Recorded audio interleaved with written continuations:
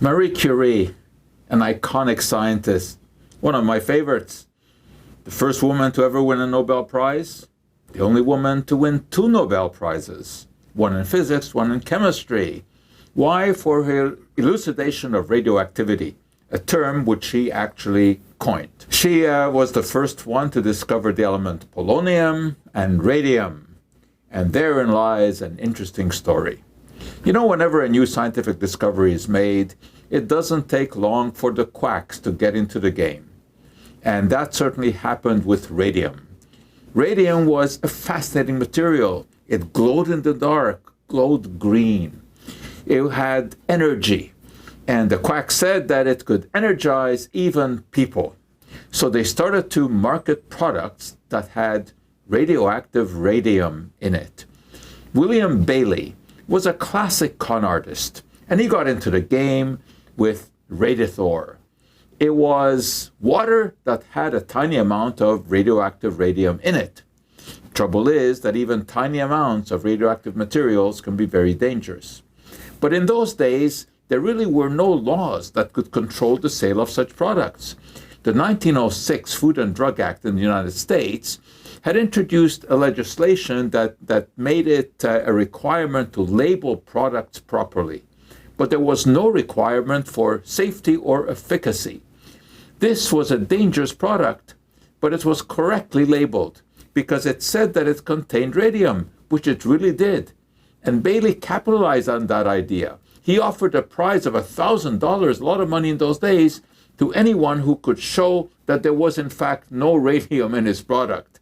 Of course, no one could get that money because there was radium in there. And there was a dangerous amount of radium. As a steel magnate in Pittsburgh, Eben Byers, found out and generated this amazing headline in the New York Times. He had an arm injury for which he started to take Radithor because it was recommended by a doctor. He was drinking 2 bottles of that every day, and that was expensive. It was back then $1 a bottle, and that translates to $15 today. So this was directed only at the wealthy, which explains why not more people got sick from it because they couldn't afford to buy it. But he kept taking it, and eventually he paid for it, first with his teeth, then his jaw, and then with his life, because the radioactivity killed him. But this was not the only product that Bailey promoted. Other radioactive products also, quackery. The radi-endocrinator was a small device that actually had radium in it. You know what you were supposed to do with this? Put it in your underwear, just underneath the scrotum, because it was supposed to increase male virility. Of course, it would do nothing like that, but it was radioactive enough to do harm. So it's interesting to note that a scientific discovery, which was meritorious, because Marie Curie even began the whole concept of using radioactive materials to treat cancer. But of course, the quacks got into the game. What eventually happened to Eben Byers? It was a very sad tale.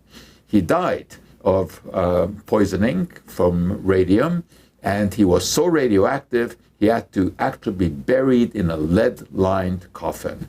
And Marie Curie also paid the price, because of course they didn't realize in those days that radioactivity was so dangerous. And she died from aplastic anemia, which is a disease that was induced by exposure to excessive amount of radiation. So an interesting story about how a real valid breakthrough scientific discovery also had to live in the shadow of quackery.